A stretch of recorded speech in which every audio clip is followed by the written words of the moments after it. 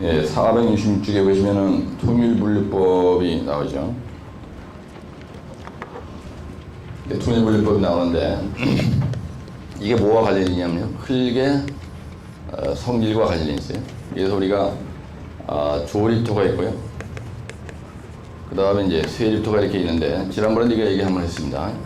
그래서 성토 재료로서는 성토 재료로 사용하는 점성토와 사질토의 공학적 성질 기술하시오. 만약에 시험지에 이렇게 나면요. 이거는 조립토하고 쇠립토를 구분하는 다는 얘기입니다. 그래서 여기에서는 사질토가 조립토고, 그 다음에 쇠립토가 점성토에 해당되는 거예요. 점성토. 그래서 엄밀하게 얘기하면 점성토, 이 쇠립토 그러면요. 이거는 점토, 우리가 얘기하는 요거 점토원이, 그 다음에 실트 이게 얘기를 하고, 그 다음에 조립토 그러면요. 조립토는 모래하고 자갈입니다.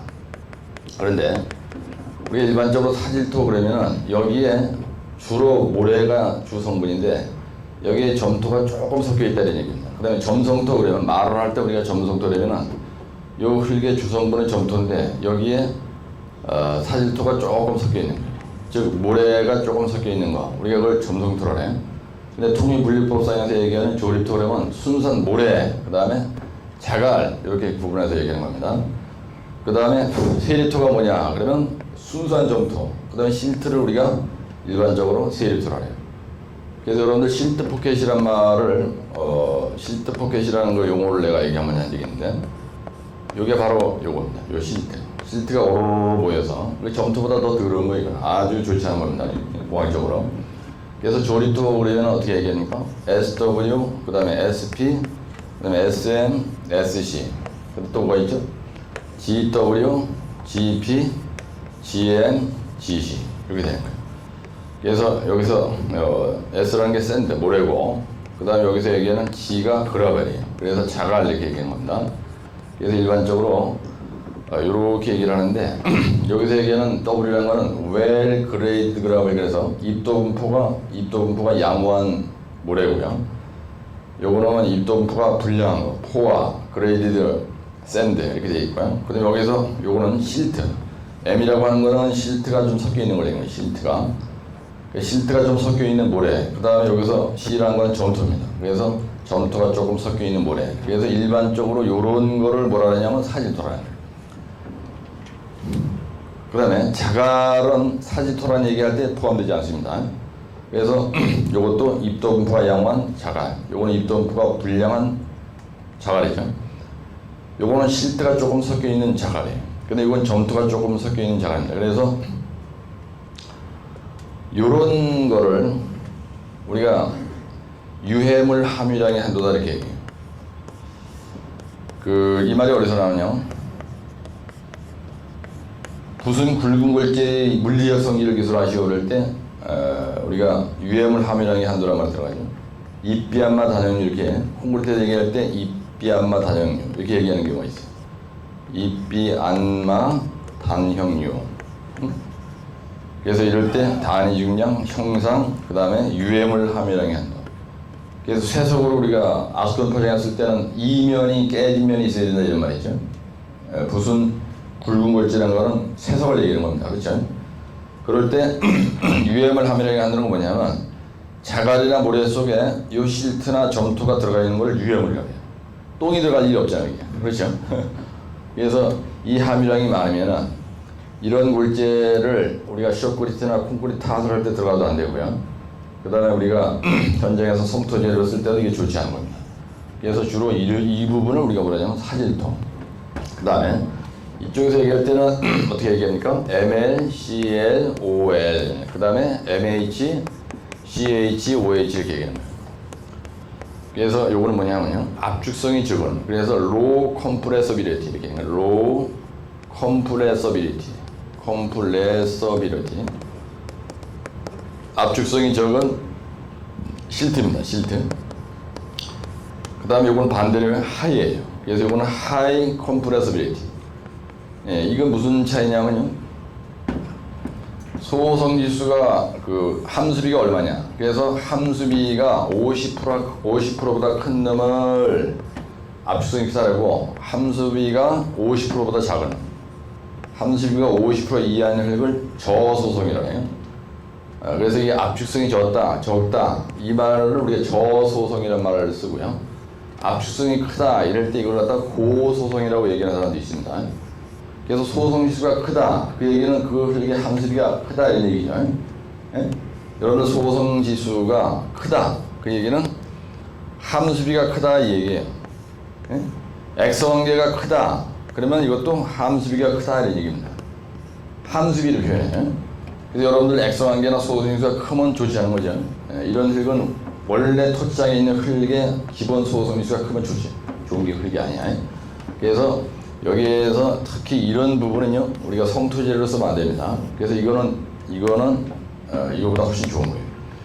그래서 우리가 주로 성토재료로 쓰는데 끝내주는 게 어떤 거냐? 그러면 SW 그 다음에 GW 이게 좋은 거죠. 입도분포가 좋은 거. 그래서 우리가 입도분포가 좋았다 할 때 균등계수와 곡률계수를 얘기했죠.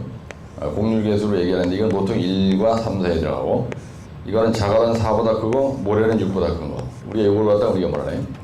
양입도라는 합니다. 자갈, 모래 구분해서 균등계수가 자갈은 4보다 커야 되고 모래는 6보다 커야 되는 거예요.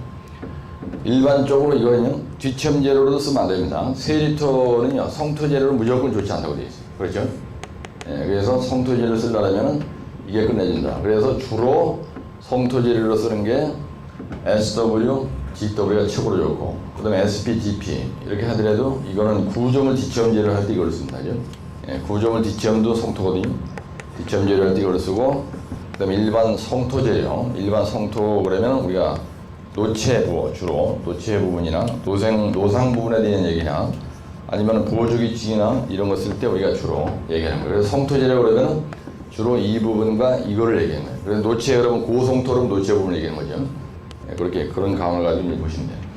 그러면 우리가 옛날에 한번 시험 문제가 어떻게 나왔었냐면요. 성토재료로 쓰는 점성토와 탈토의 고학적 성질을 기술하고 다진도 판정 방법을 기술하고 우리는 다진도 판정 방법을 기술하고 그 다음에 다진 방법에 대해서 기술하시오. 이렇게 한 방에 다진 공법에 대해서 기술하시오. 또는 뭐 다진 방법에 대해서 기술하시오. 또는 여기다 대고 다진 관리 방법에 대해서 기술하시오. 이렇게 시험잖아요. 다진 관리 방법에 대해서 기준에 대해서 이 기준이란 말이 없더라도요. 다진 관리에 대해서 기술하시오. 그 얘기는 현장에서 소장이나 감리단장이나 발표에 감독관이 나와서 다짐을 가지고 합격 불합격을 판정시켜줄 때 뭘 하느냐 어떻게 얘기하는 거예요. 그래서 한 방에 이렇게 물었을 때는요 여기에서 우리가 답안지를 한 3쪽을 만약에 채워줘야 된다 그러면은 요 부분을 0.3페이지일 수가 있겠죠. 그 다음에 요 부분을 뭐 0.3페이지 이거 다 해서 0.3페이지에 들어갈 수가 있어요. 예, 그래서 이걸 딱 보여주고 그러면 만약에 다짐 그 살트 공학적 성질을 써라.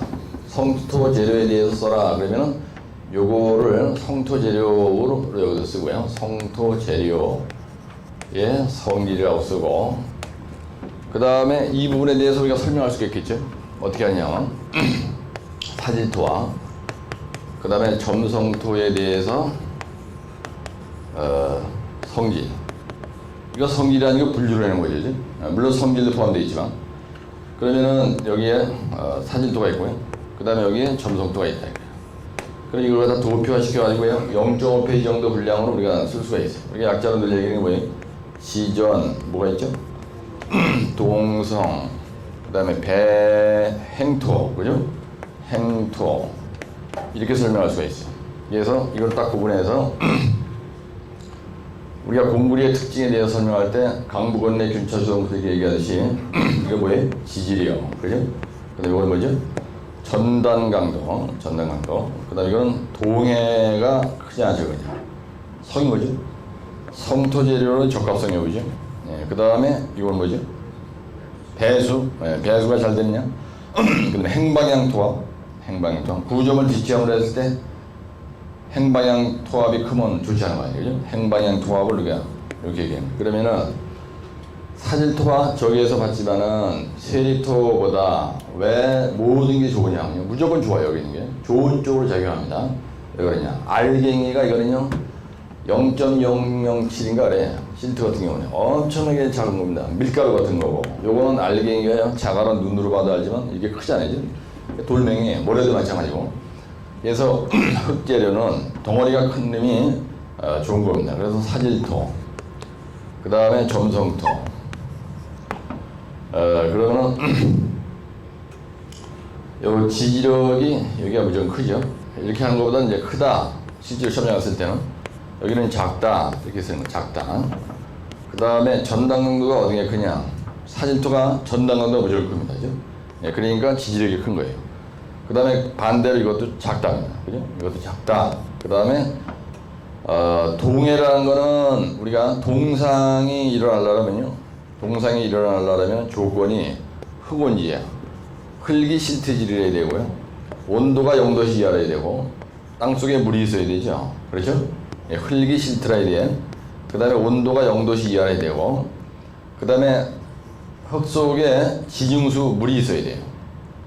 그래서 배수가 잘 된다고. 이 사질토나 그 다음에 자갈 같은 경우에는 배수가 잘 돼요.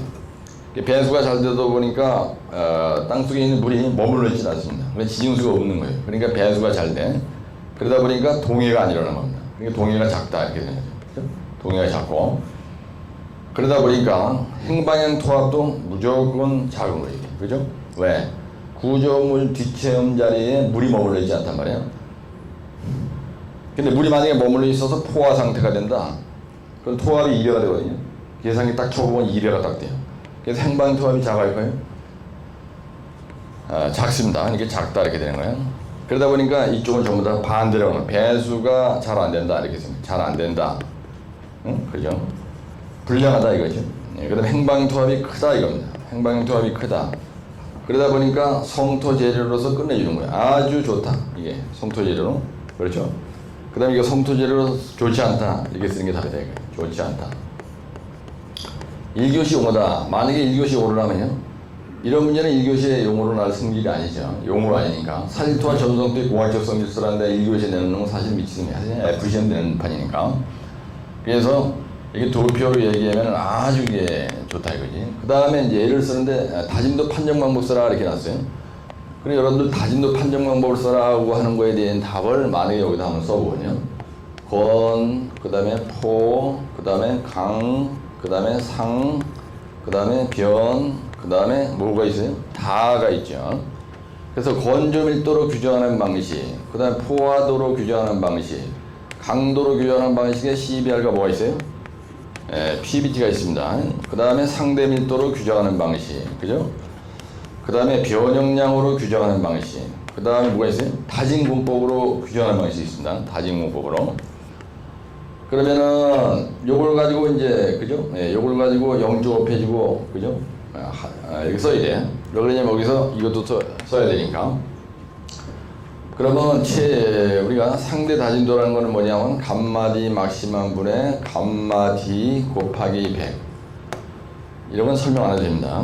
그 다음에 여기서 얘기하는 강도 CBR에 대한 그림을 그려 설명할 수가 있고요. 평판지하 시험이 K치를 가지고 그림을 그려서 설명하면 되고, 상대 밀도 공식을 놓고 이게 85% 이상 되면 좋다고 쓰면 되고, 이건 프루프 롤링에 대한 내용을 여러분들 어차피 용어로 외운 게 있습니다. 이걸 갖다가 한 4-5줄 쓰고요. 다진공법은 뭐냐면요, 여기서 얘기하는 거예요. 이건 다진공법. 여기에서는 전압식, 진동식, 충격식, 그 다음에 전모고, 전진충 전모고, 여기에서 블로텐타, 그죠? 그 다음에 로콤타, 람탐, 이런 식으로 갈 수가 있어요. 그렇죠? 그러면 전압식이다, 그 다음에 진동식이다, 그 다음에 충격식이다, 그 다음에 점토, 그 다음에 모래, 구조분해치형. 그렇죠? 이건 불도자, 로드로라, 템핑로라, 타야로라, 이건 진동로라, 진동콤팩타, 이런 식으로 쓰면 돼요. 그러면 이렇게 정도 쓰는 게 어느 정도 페이지가 또 0.3페이지 됩니다. 그러면 이걸 쳐다보고 여기 있는 내용 알고 있는 걸 조금 쓰면 되고, 그 다음에 다짐관리 기준에 대해서는 그렇죠. 우리가 PI가 얼마다, 굴물질 치대지수는 어떻게 된다, 여기는 노상이고 여기는 노체고, 그 다음에 PBT의 K치를 얼마로 관리를 하고, 프루프롤링 값은 어떻게 관리를 하고, 그죠? 그래서 다짐관리 기준 우리가 외운 거 있죠? 이걸 갖다 딱 쓰면 되는 거예요. 그래서 사실은 여기서 얘기하는 다짐도 판정 방법이나 다짐공법이나 다짐관리 기준, 이게 한마디로 얘기하면 다짐관리를 어떻게 했냐면 이렇게 하는 겁니다. 그렇죠? 시험 다짐 물론 여기서 빠졌지만. 그래서 이걸 내가 왜 한 방에 얘기를 하냐면요, 시험장에 가면은 토공과 관련된 문제에서 이런 식으로 한 문항에 여러 개를 딱딱 그렇게 묻는 경우가 있어요. 그런 경우에는 이렇게 아주 간단하게 쓸 수가 있겠죠. 그래서 여러분들이 이거는 평상시에 이제 약자 이런 거 가지고 빡세게 나갈 수 있는 건데, 토공에서는 다짐이 상당히 중요하죠. 예, 그런 거.